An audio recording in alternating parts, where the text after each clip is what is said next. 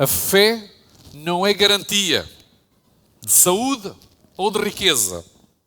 Viver com Deus não significa que não iremos passar por alguma doença, não iremos passar por um divórcio, ou não iremos passar pela morte. Enquanto durar o grande conflito, a experiência do mal e do sofrimento irão estar sempre presentes. O segredo é abdicar da teoria da retribuição, focando-nos na bondade e na companhia de Deus. Que a fé pode fragilizar-se. A nossa fé pode entrar em crise e, sobretudo, quando nos focamos nas ações do homem. Sabem qual é o objetivo principal do inimigo?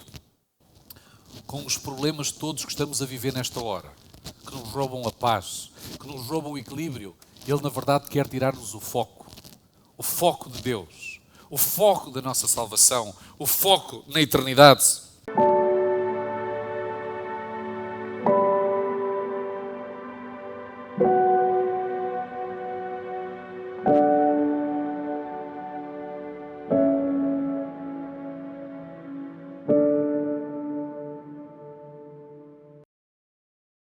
Gostaria de convidar os meus irmãos a abrir as vossas Bíblias no Salmo 73 e vamos ler os versos 1 e 2. Salmos 73, versos 1 e 2.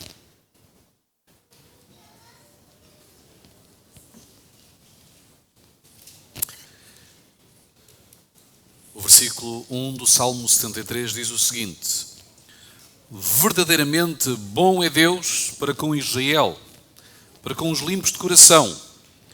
Quanto a mim, os meus pés quase que se desviaram.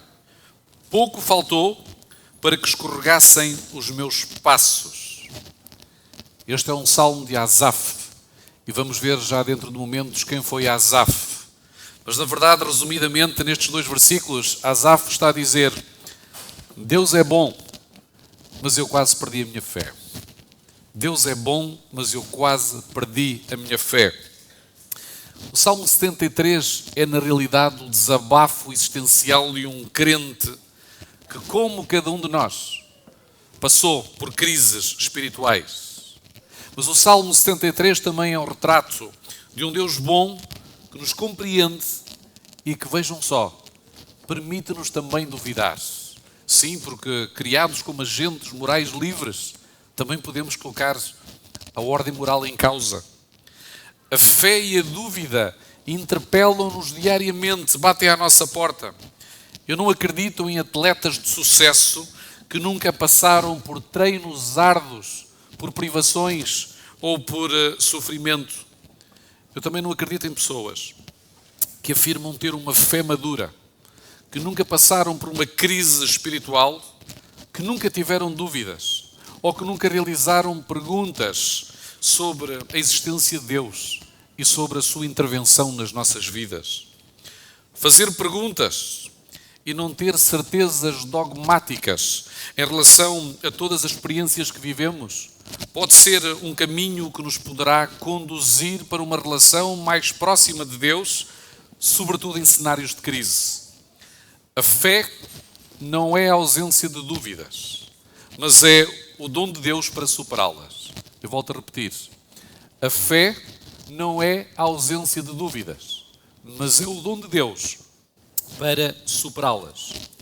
Asaf constatou que por vezes acontecem coisas boas a pessoas más e coisas más a pessoas boas. Depois da morte de um filho pequeno, devido a uma doença rara chamada progeria, que é caracterizada por um envelhecimento precoce, o Rabi Harold Kushner processou a sua dor. Quando passamos por experiências traumáticas, nós devemos processar a dor, que é reconhecê-la, é tratá-la, é colocar cá para fora e falar com alguém que nos pode ajudar. Mas ele fê-lo escrevendo um livro que intitulou Quando acontecem coisas más a pessoas boas. Este livro ainda hoje é um best-seller. Poderão encontrá-lo na FNAC, na Bertrand ou até na plataforma digital UC. Este livro aborda o tema da Teodiceia. Theos, Deus, dissei a justiça. Na verdade, ele trata a justiça de Deus diante do mal. E o autor vai nos apresentar 3 pontos importantes neste livro. O primeiro é: Deus não está do lado daqueles que causam sofrimento, mas daqueles que sofrem. Este é o primeiro ponto. Segundo, é inadequado, eu vou dizer cruel, oferecer respostas religiosas prontas a quem está a viver uma provação. E terceiro, a pergunta mais importante não deveria ser: porque é que Deus permitiu que isto acontecesse? Mas sim, como é que Deus me poderá ajudar a suportar a provação agora que isto aconteceu? Este é o terceiro ponto. No mundo pecaminoso, o mal pode sempre acontecer. Como agentes morais livres, nós podemos também sempre escolher o mal ou sofrer as consequências da escolha de terceiros. Infelizmente, Kushner também tem algumas conclusões equivocadas à luz da Bíblia. Considerando o sofrimento, ele apresenta 3 cosmovisões.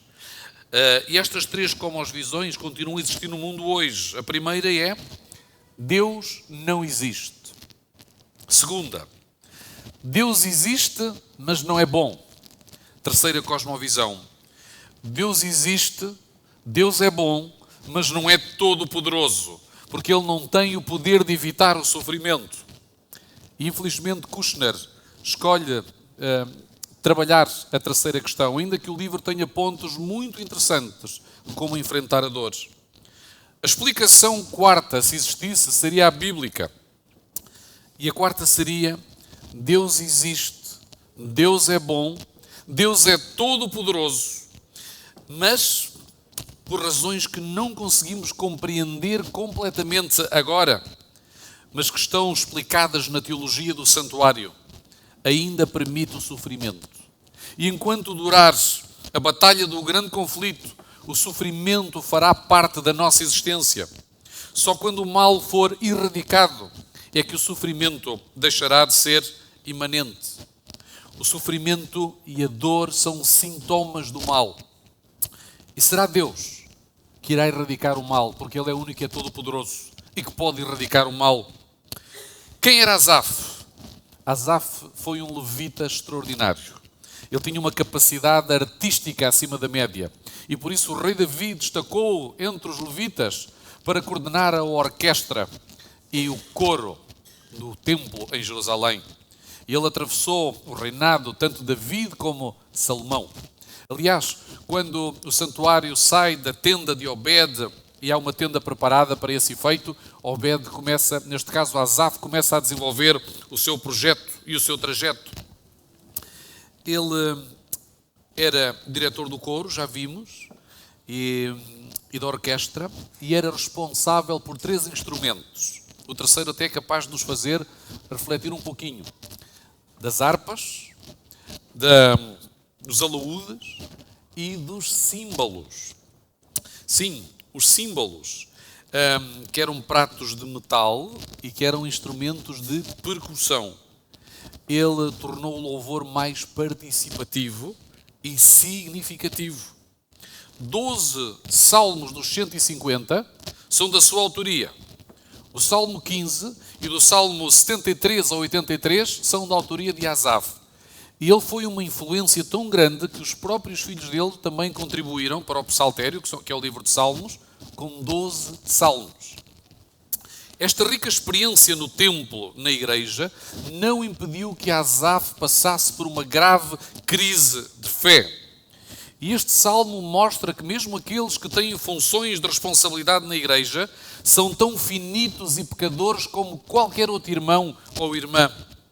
Este crente teve uma crise de fé, mas o Senhor não o abandonou. Ele teve muitas dúvidas, mas pela sua graça conseguiu superá-las e escreveu este salmo que chegou até nós hoje para que nos inspirasse, para que nos desse força, porque também nós passamos por experiências semelhantes à sua. É difícil para os estudiosos da Bíblia categorizarem o Salmo 73 como um salmo de sabedoria. Os salmos e os provérbios estão enquadrados naquilo que se chama a literatura sapiental, de sabedoria. Mas eles olham para ele e veem mais como um testemunho do que um salmo de instrução. Asaf acreditava na bondade de Deus, mas quase perdeu a sua fé. Ele tropeçou por causa, diz o versículo 3, da prosperidade dos ímpios. Mas ainda assim, ele conseguia discernir a bondade de Deus. O Salmo, queridos irmãos, não responde a todas as nossas perguntas existenciais, mas apresenta uma conclusão importante, que nos vai ajudar a permanecer firmes na nossa jornada de fé. Na economia das Escrituras, os perversos não prosperarão no final. Parece que no nosso trabalho, aqueles que são mais preguiçosos, aqueles que são chicos espertos, são reconhecidos. E aqueles que trabalham com ética, que procuram excelência, por vezes ou muitas vezes são deixados para trás. Provavelmente muitos dos que aqui estão conhecem amigos, familiares que não consideram a Deus e têm as suas vidas facilitadas. E tu, que temes a Deus, tens a tua vida cada vez mais complicada. São provações atrás de provações. O Salmo 73, ele divide-se em duas secções. A primeira vai do versículo 1 ao 14 e a segunda secção do versículo 15 ao 28. Existe claramente tensões entre estas duas secções. A primeira metade deste Salmo ensina que a fé pode fragilizar-se. A nossa fé pode entrar em crise e, sobretudo, quando nos focamos nas ações do homem. A miopia, e provavelmente há aqui alguns irmãos que sofrem de miopia, eu tenho um estigmatismo, é um erro refrativo do globo ocular que se caracteriza por uma má visão à distância. Sabiam que a fé também pode ser míope? A nossa fé também se pode transformar em miopia? Por vezes, nós podemos deixar de conseguir ver ao longe, de conseguir ter uma visão do quadro geral do grande conflito. E é aí que nos começamos a perder. Hebreus 11, no versículo 6, afirma que todo aquele que se aproxima de Deus deve acreditar que Ele existe e que também é galardoador daqueles que o buscam. O nosso querido amigo Asaf sofre de miopia espiritual. O texto começa com uma confissão honesta sobre a existência de Deus e sobre qual era a sua perspectiva de ordenar moralmente o mundo. Deus é bom, mas quem é que são os beneficiários dessa bondade? Asaf vai responder no versículo 1. Ele diz, é o povo da aliança, é o povo de Israel, mas ele vai ser ainda mais específico, porque refere-se àqueles que são puros de coração. Eu vou abrir agora um parênteses. Pureza de coração não é perfeição sem pecado, como alguns pensam. Pureza de coração não é perfeição sem pecado. É devoção de todo o nosso ser. É integridade. Asaf diz, eu sei o que está escrito. Fazemos nós um zoom à conversa que ele tinha com Deus e com os seus botões.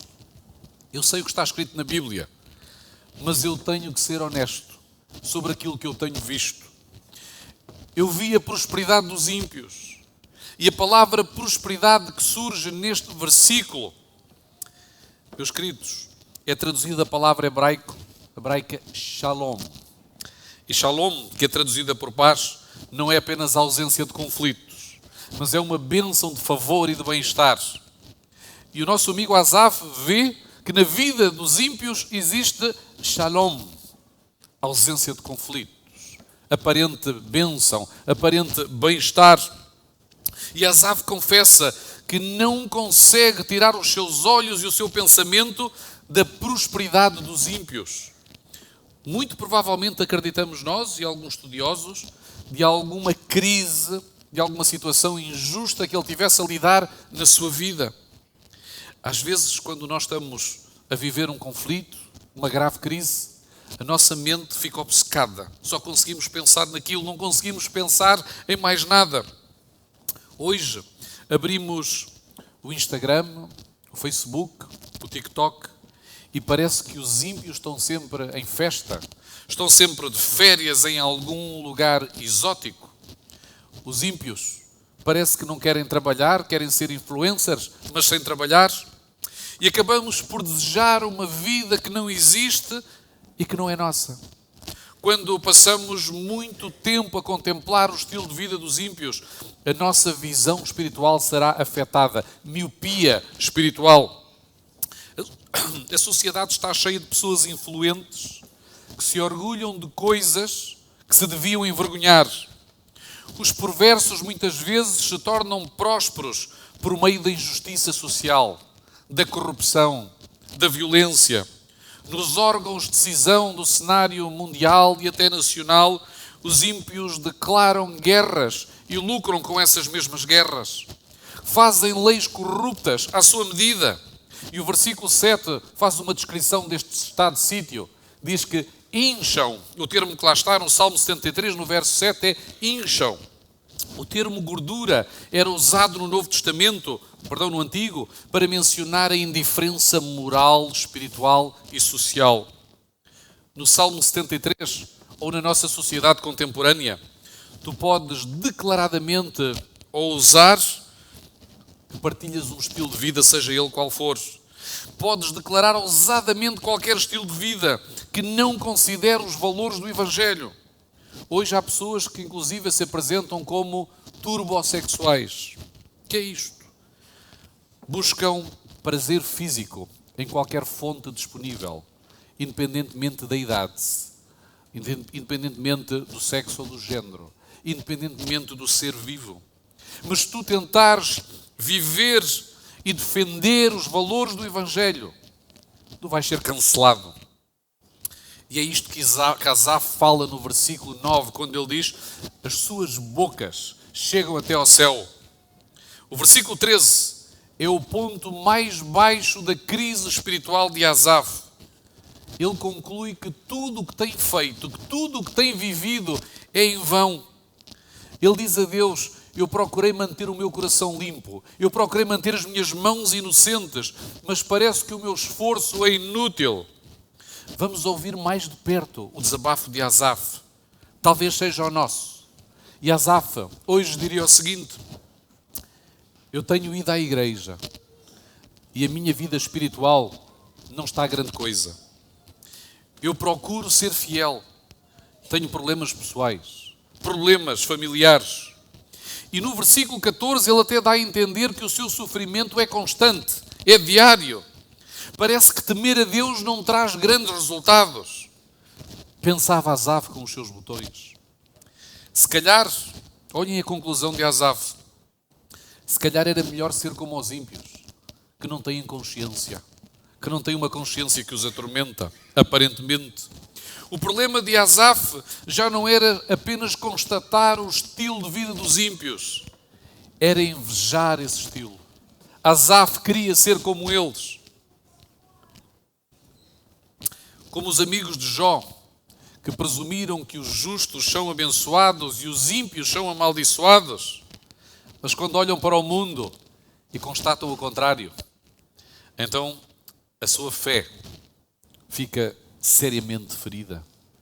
Porque os amigos de Jó tinham a teoria da lei da retribuição e quando olharam para Jó, perceberam que essa lei não funcionava. Apontem isto: a fé não é garantia de saúde ou de riqueza. Viver com Deus não significa que não iremos passar por alguma doença, não iremos passar por um divórcio, ou não iremos passar pela morte. Enquanto durar o grande conflito, a experiência do mal e do sofrimento irão estar sempre presentes. O segredo é abdicar da teoria da retribuição, focando-nos na bondade e na companhia de Deus. Conhecer os bastidores do grande conflito é ter visão espiritual, que muitos não têm. E os bastidores do grande conflito afirmam que este mundo pecaminoso foi projetado pelo maligno para beneficiar os ímpios, para beneficiar os chicos espertos e para complicar a vida daqueles que querem verdadeiramente servir a Deus. Isto é uma verdade, é um enunciado que vem dos bastidores do grande conflito. Se esta manhã estás a passar por problemas e por dificuldades, meu querido e minha querida, não estranhes, faz parte do grande conflito. A fé triunfa quando nos concentramos em Deus. Se te concentrares nas propostas seculares, isto vai fragilizar a tua fé. Os versículos 1 a 14 declaram a prosperidade dos ímpios.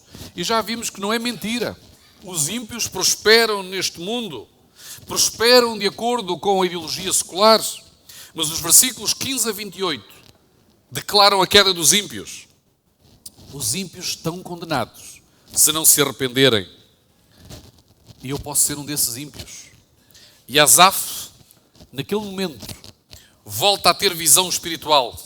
Quando ele deixa de se concentrar nas ações do homem e começa a concentrar-se em Deus. Será que eu estou a falar esta manhã para alguém que se sente derrotado, deprimido, ansioso, ansiosa, cansado, no limite da sua resistência? Posso perguntar retoricamente, onde é que está o teu foco? Onde é que tem estado o teu foco? Nos problemas ou em Deus? O objetivo do adversário é levar o nosso foco para os problemas e não conseguirmos vislumbrar a cena geral do grande conflito. Não existiu grande alteração nas circunstâncias da vida de Asaf. A grande mudança foi o seu foco. A nossa mente é transformada quando nós mudamos o foco. As redes sociais, hoje, eu sou de um tempo, sou de uma geração em que não existiam redes sociais, mas agora nós não podemos viver sem elas e permitem que as pessoas se sintam livres para dizer o que pensam, muitas vezes sem grandes filtros e sem ponderar as consequências das suas palavras. Mas às vezes os santos precisam do dom espiritual de aprender a fazer silêncio. Silêncio diante de Deus e da sociedade. Existem experiências dolorosas pelas quais podemos estar a passar. E a nossa fé precisa de tempo e de silêncio para processar a dor. Precisamos de tempo e silêncio para arrumar as ideias. Tempo e silêncio para declarar que Deus é bom. Mesmo que o desfecho da experiência não ocorra de acordo com as nossas expectativas. Às vezes, quando o nosso coração está partido, precisamos apenas de ficar quietos.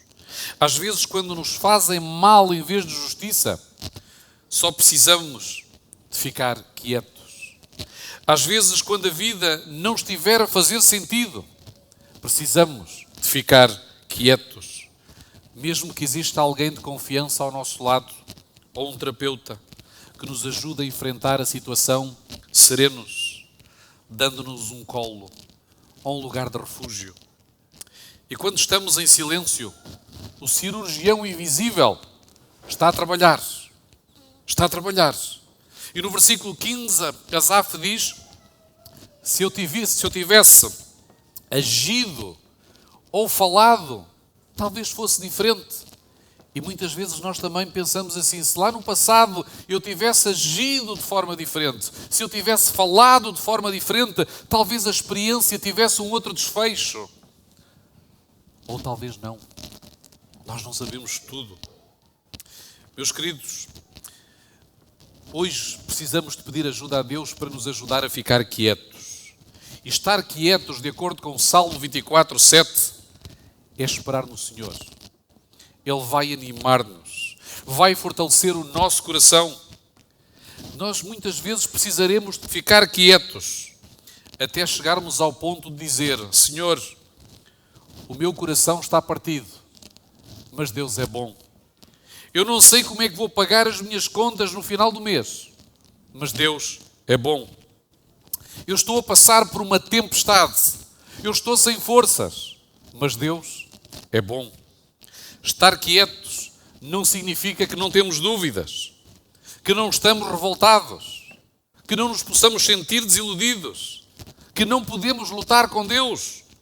Ele dá-nos essa oportunidade e isto é terapêutico. poder falar com Deus. Ele até diz, vinde e arrazoemos. E o que é que significa esta expressão idiomática? É o Senhor que está-nos a dizer, apresentem-me as vossas razões, os vossos motivos, as vossas dores. Derramem o vosso coração na minha presença, mas também procurem conhecer a minha razão. Procurem confiar na minha providência. Mas a chave deste salmo está no versículo 17, quando Asaf diz, até que eu fui ao santuário, o santuário de Deus. Eu gostaria que todos sentissem esta experiência, esta manhã. Nós estamos no santuário de Deus, na sua presença. Não é o ChatGPT, DeepSeek, inteligência artificial, os canais de informação com os nossos gurus favoritos. Não são os amigos das festas loucas que nos dão a visão correta do grande conflito. É aqui na casa de Deus, adorando o seu nome, que o seu povo começará a ver tudo claramente, conhecendo os tempos, calibrando o presente e tendo a perspectiva da eternidade. Porque é no presente que nós tocamos a eternidade. Asaf viu a glória de Deus e passou a confiar na sua visão. Asaf mudou o foco. É quando chegamos ao trono de Deus, onde está o mistério do Calvário, que vamos prevalecer, que iremos vencer diante de qualquer adversidade. E ele viu o fim dos ímpios lá no santuário. Eles estão a prosperar agora. Não é mentira nenhuma. Os ímpios ainda vão prosperar mais, mas não vão prosperar no final. E por isso ele deixou de invejar a vida dos ímpios. Lembram-se do versículo 2, quando começámos a ler o texto? Quase perdi a fé. Quase perdi a fé, disse Asaf. Ele voltou a ter o foco em Deus e na eternidade. Sabem qual é o objetivo principal do inimigo? Com os problemas todos que estamos a viver nesta hora, que nos roubam a paz, que nos roubam o equilíbrio, ele na verdade quer tirar-nos o foco de Deus, o foco da nossa salvação, o foco na eternidade. O lugar certo para estares hoje é aqui, esta manhã, no seu santuário. Mateus 26 afirma, pois que aproveita ao homem ganhar o mundo inteiro, se perder a sua alma. Muitos que foram grandes no mundo, ou nas suas pequeninas bolhas, mas que têm um ego inchado, irão perder-se. É como se nunca tivessem existido. Hoje é importante segurar a mão de Deus. Não devemos deixá-la por nada nem por ninguém neste mundo, porque o fim vai valer a pena. O Salmo 73 vindica que os ímpios não vão vencer a guerra. E vindica, mas também assegura-nos que os justos terão a recompensa justa das suas lutas. A eternidade irá mostrar que nenhum justo sofreu em vão. O versículo 28 termina com as seguintes palavras. É bom estar perto de Deus. É bom estar perto de Deus. Sabem que estar perto de Deus também é uma escolha. É uma decisão. Não é natural. Não está intrínseco. Nós temos que escolher estar perto de Deus. E quando escolhemos estar perto de Deus, também tem as suas consequências positivas.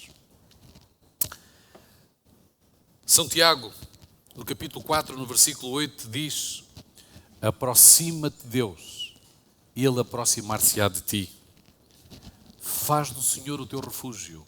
Faz do Senhor o teu lugar seguro. Eu não me quero preocupar mais com aquilo que o diabo está a fazer, aquilo que os ímpios, aquilo que os líderes mundiais, as celebridades estão a fazer. Eu não quero invejar o seu estilo de vida. Eu quero esconder-me em Deus. E é isso que me vai trazer serenidade, paz, diante de tudo o que está a passar. Eu gostava de terminar o culto convidando os meus queridos a ler o Salmo 107 no versículo 1. Salmo 107 no versículo 1.